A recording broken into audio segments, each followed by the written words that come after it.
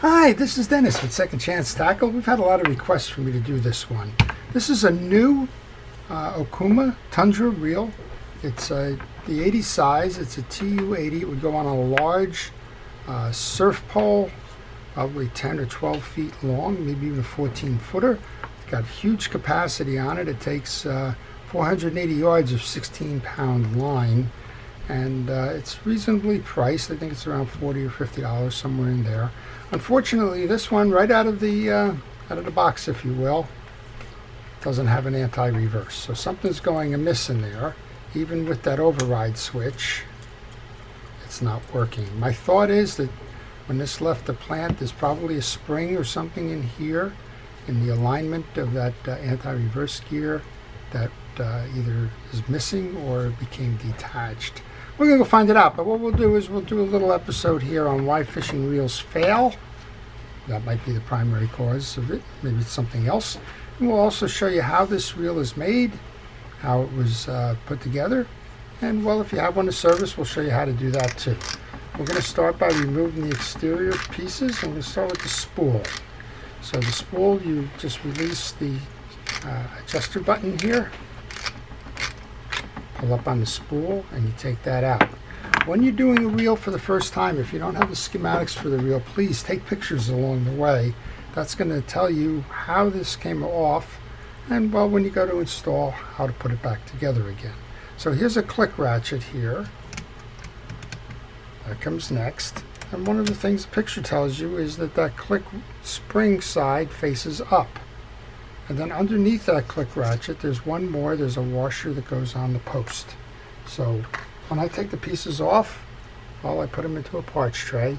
That parts tray helps me keep track of this in addition to the video that I'm doing. Next up, we have a deep rotor nut that's being held on. It's holding the rotor on. And well, I just got to find the right one. Now, I just started by going in a traditional method, and I noticed that was tightening it.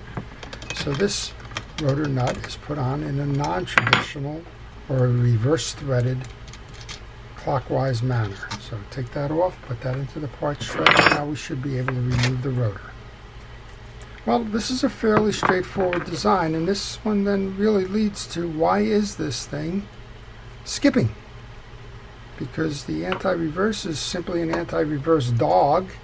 That dog should intersect with the ridges on the back of this rotor. So this is not an anti-reverse clutch system, and something is just not working here, and we got to figure out what it is. I do notice on this arm, all we have is a bump guard here that's going to keep this in from rolling out. And this is a friction-driven device, so you should be able to have that go into a fine method, and then when you pull back, it should pull this out. Well, I think that's probably the issue right here, is it just doesn't have enough lubrication to do that easily. So either this screw is over-tightened, or the part is just simply missing the lubrication. So let's take care of this first. You'll notice that there's a spring piece that comes out here. That spring piece is friction driven. It's set on a collar on the rotor there, right here, and that generally will push this. So I'm just feeling that this is probably tighter than it should be. I'm going to check underneath for dirt. Well, it's a new reel. Why would there be dirt in there, right? Then I'm just going to take a round file. Sometimes these parts are just inside or just outside the tolerances. So I'm going to take a parts file. Just maybe there's a burr on this. Maybe there's something else going on. Just slightly kind of run it. Make sure that that eases up. Well, while we're doing that, you're seeing that there's a bearing under here. That's the one ball bearing. It's a big one. And that ball bearing is going to control the ease of this pinion gear sliding over. We'll get to that in a moment. Let's put this back on. I'm going to put a drop of oil in here. I wouldn't use grease because grease can just coagulate and cause bigger issues there. Let's take that friction-driven cap here. Go ahead and put that back on. Let's tighten this up. Let's see if we have had any effect there. So you're cranking away. There you go. Now it's kicking out. That's what it should be doing for the anti-reverse. And there is no spring on here, unusual, but that's the way this one's going to work. It'll get knocked back in. So we're going to go for an anti-reverse. When you go to crank again, this is going to get knocked back in by that trail. All right, let's put the rotor on. I'm not going to put that screw in yet. Oh, maybe it's on my bench. Put it back in. That rotor's out of the way for removing the bearing. Anyway, so let's just put this back in. So a little bit of oil. Maybe we knocked the burr off of that anti-reverse dog there. Make sure it's still working that way. Yeah, it's kicking out. All right, and then we'll put this back on. Let's make sure it's engaging the slots in the reel. This is an old anti-reverse design. Almost all of the reels today come with a anti-reverse collar, or bearing sometimes they call it.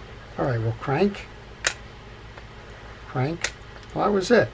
So it's either just a burr inside that initial one, or it's just, well, sometimes this is, I think this just needs to loosen up now. But almost every one of these. Oh, there we go. Now we're not going again. So that's why you want to test this. Find out what in the world's going on. Yeah, see, now it's not working again. All right, I think this is going to just require a little bit more loosening on this piece here. I'm going to shut the camera off. I'm going to work that file for a little bit. I'm going to try and find a rat tail file that's a little bit wider and just get that whole. Okay, I didn't take the rat tail file approach. I took a flat file, and my guess was that this assembly had too much paint on that post, and that the paint on the post was actually doing, because now you can see very easily it's doing what it should be doing. And you have full throw. So I guess if you want to call this a manufacturing defect, the defect was actually in the paint on the post. All right, well, we're going to go ahead and put this back in. And then we'll come back and we'll show you the rest of this reel. I guess there's no way to control that I can think of in terms of the post paint, but there you go. All right, we got a nice anti-reverse now. I'm going to pull a clip on this, set that aside. We did mention that we have a bearing here, but now that I have the rotor off, I can take the rest of this reel apart, show you how that's made, and then we'll come back and finish this reel off, and I'll get it back to the fellow who gave it to me, and he'll be able to sell it in good consciousness that, yeah, it's all better now. You want to take your bump guard off next, just like I've taken my glove off here. It's been hot weather lately, and you're working with a latex glove, well, you know your hand's probably going to be sweating, and that's exactly what happened here. So while I was filing that paint off, I took the glove off, but I recommend that you use a glove if you can. That's going to keep the chemicals and the greases and the like off your hands, and you won't regret that in the future. All right, well, this is one of the things I don't like about white reels. White reels tend to hold the dirt and greases, as you're seeing. They become blemished pretty quickly. We'll clean that up before we give it back. Right now, we just want to continue showing you how this one ball bearing reel is made. And I'm not a fan of the most ball bearings win. One ball bearing is fine. If you go back into the 60s and 70s and 80s, if you had ball bearings at all, well, you started with just the one on the pinion gear. I'm often asked how many is good. Well, 3, if you have them in the right places. 1 on the ball bearing and 2 on each side of the main gear. 1 on each post makes 3, and that should be fine. We can remove this. This is a look at how the reels come out of the factory. So this has got a plastic bushing on both sides. That's an economy measure. You don't have a lot of grease, and that kind of surprises me a little bit. And why am I surprised by that? Well, most of the time these things are going to sit in a warehouse, a hot warehouse, just like it's hot here today. And when it sits in a hot warehouse, that grease is going to evaporate. So a lot of manufacturers, while they don't want to take back a lot of reels in return because they're stiff or they're making a lot of noise, what they're going to do is overload it with grease, so that 1-year warranty period there, that they're going to be able to get past that before that grease becomes an issue. So I'm kind of surprised that this one doesn't have a lot of grease in it. All right, I'm doing something I don't do most of the time, and that is leave parts on my desk. So we're going to take those and put those into a parts tray. I did want to check to make sure that these are all the same size. And screws in particular have a way of getting away from you in a hurry, screws and springs. So it's always a good idea to just get them out of the way, and so that they don't cause harm. Once you pull that screw from your crosswind block, you can remove the axle shaft. Then you can remove the crosswind block. Then you can remove the crosswind gear. Just look at this. The crosswind gear is held in by a screw. Just searching for the driver there. And I'm just going to lay that right here. I'll risk losing that one because I just want to pull this out.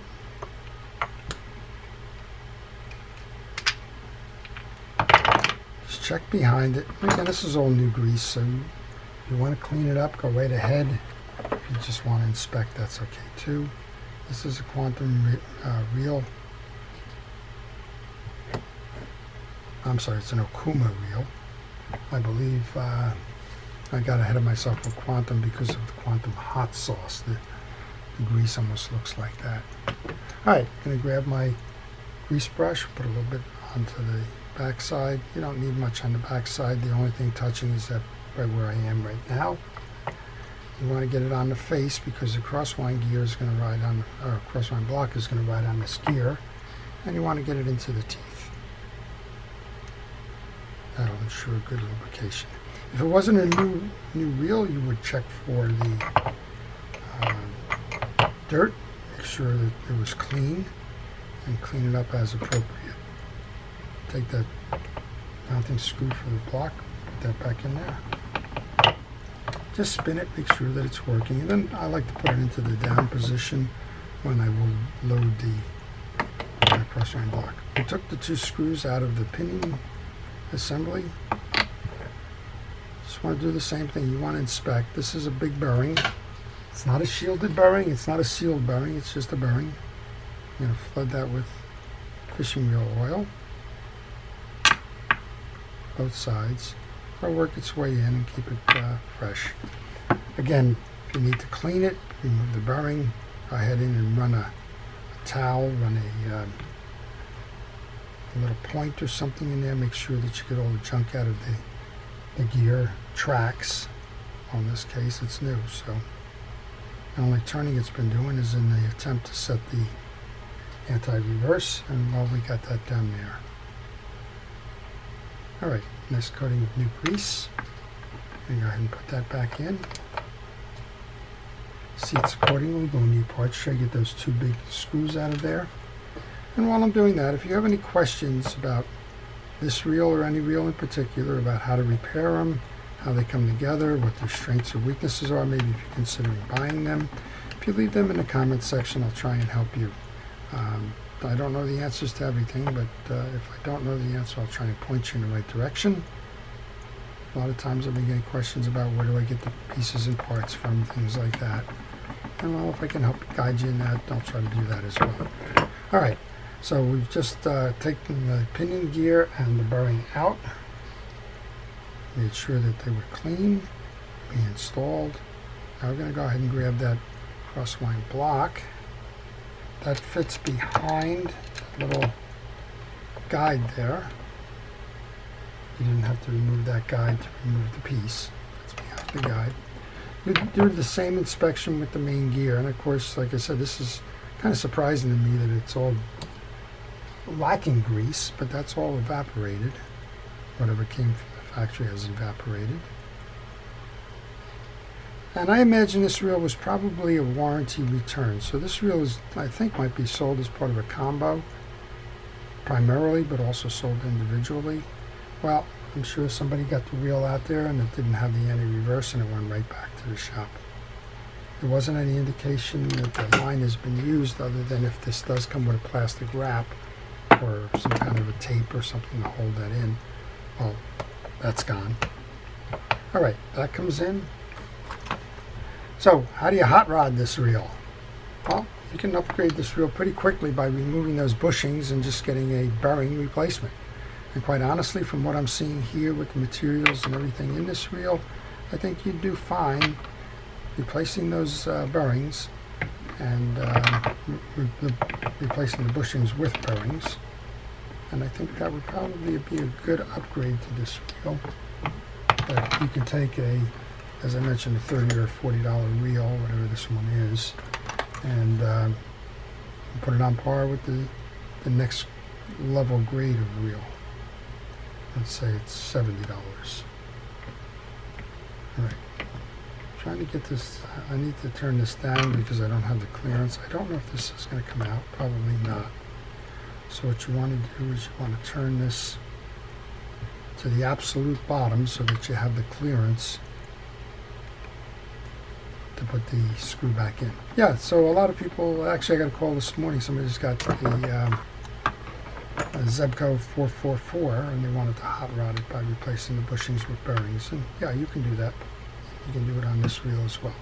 All right, snap the case back in. Before you do anything, turn it, make sure it's turning nice and easily, which it is. Now we can go find the case screws that belong on this reel. And we're kind of reversing the process that we used to take the reel apart. So if you got stuck, go back to the pictures. You did take pictures, right? Those pictures will be invaluable in trying to figure out where those pieces and parts came from. Simple one. We can put the 4 case screws in here. You can look in for the 5th screw, see it laying there in your parts tray and not realize it went back up here. Well, pictures will tell you that. Okuma makes a nice sound set of intermediate priced reels. So they're mass marketed. I believe they're made in Taiwan. And the reels are very good. They're at the entry point and at the mid-range points. So after this, you would probably go over to an Avenger. And I think their bait feeder line is the Coronado. Very good. For under $100 reels, I have nothing bad to say about them. They're effective, and if you're buying them for occasional use, not your everyday use, if you will, I think that's probably where the reels would start to break down if you're using them every day in heavy load situations. But if you're just using it because you're going to your cottage, your beach house, your bungalow, whatever you want to call these places, if you're going there and you're just going to pull it out on the weekends, this is a surf reel. If you're going to go walk down to the surf, make some casts, drop some lines, whatever, should be plenty. And you're not over invested. So if this thing does get dunked, well, you didn't lose much, did you? I know I keep going back to a friend of mine who was in sales, and he was going out to visit a fellow out in Montana who invited him along for fly fishing. He'd never done fly fishing, but I guess he just decided that he needed the top of the line. He ran out and got himself an Orvis setup. Spent hundreds of dollars. Well, let's put it this way. The meeting was canceled. He didn't have a chance to use the equipment, but he had a story to tell me that's kind of leaving me where it is all these years later. That fly fishing ensemble that he bought is still new in the box, waiting to be used. So don't go crazy if you're on your intermediate or just getting started. Find something like this. It's going to tell you an awful lot, but what it's going to tell you most is, do you like it? And what don't you like about it? So we mentioned this has only got the 1 ball bearing. You may find that your arms are getting tired after a while. that you want to upgrade your bearings. And if that's the case, well, look at that. It's even stopping, doing what it should be doing. All right, this little shim washer went on next. A click ratchet went on, and then you're going to notice there's a plastic washer up here. That plastic washer is there to establish spool height. If your spool is not evenly wrapping like this, if you have too much above, you want to pull one of those washers out.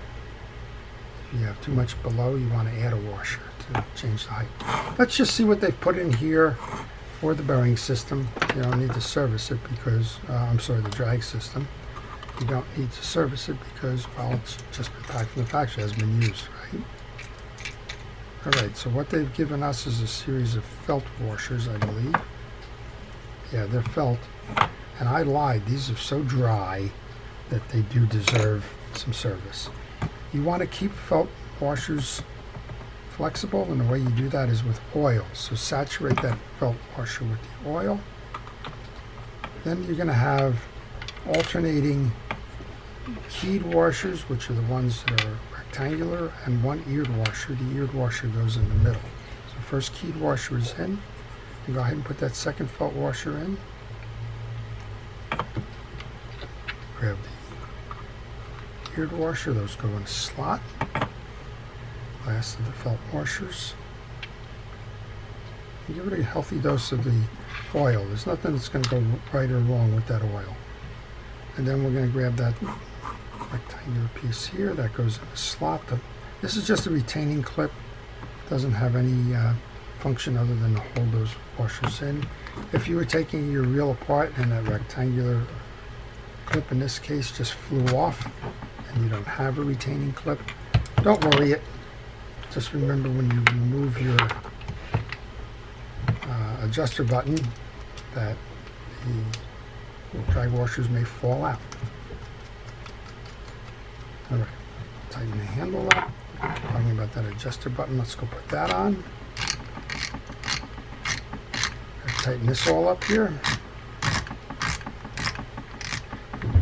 And we'll kind of review. So we had a reel that came in because the anti-reverse wasn't working. The initial thought was this had an anti-reverse bearing in it or a collar, and that this override switch may have lost the spring. Well, we were completely wrong with that. We found out that this reel, which is a one-ball bearing reel, has the old style eccentric spring that's going to pull and push that dog in. So we took the dog off. We thought maybe there was a burr in the center from manufacturing that maybe wasn't recognized. So we took our rat tail file and we filed away at that. That didn't seem to improve it that much. So we took it off and we looked at the post. Now you didn't see that on camera, but I looked at the post and I realized that paint was probably pretty thick. So I took a microfile, flat file, I ran around that post, and that took most of the paint off, but it also freed up performance of the dog to operate the way it should. So now what we have is a very smooth, now that we have more. It's even smoother than when we started. Wow, I like that. Smooth reel with an anti-reverse doing what it should be doing. So there you go. That is your Okuma Tundra TU80. It's a single ball bearing reel, introductory price somewhere in the $30 to $40 range. Very nice for what it does and priced right. So I hope you've enjoyed that. Don't hold it against them that their paint got a little thick on that post. I imagine that that's a 1 in 100,000 kind of an issue, but it just happened to be the issue here. If you do get one of these, go and do what I just did, because I was surprised with the lack of lubrication inside there. Like I said, usually manufacturers are going to overload these. Well, that's been corrected. It's running a whole lot smoother than when it came in, and surprisingly we have a functioning anti-reverse. A couple more things. Throw the oil onto the line roller, throw an oil onto the arms on both sides of the bail. Test your bail and make sure that that's working. Of course, I just hit the right spot right there. Working fine. And then get this one back out there fishing again. All right, so I hope you've enjoyed that. If you're a first responder or essential personnel, thank you for everything it is that you do to keep us safe. To all, please stay well, stay watching, enjoy fishing, and have a great day. This is Dennis with Second Chance Tackle.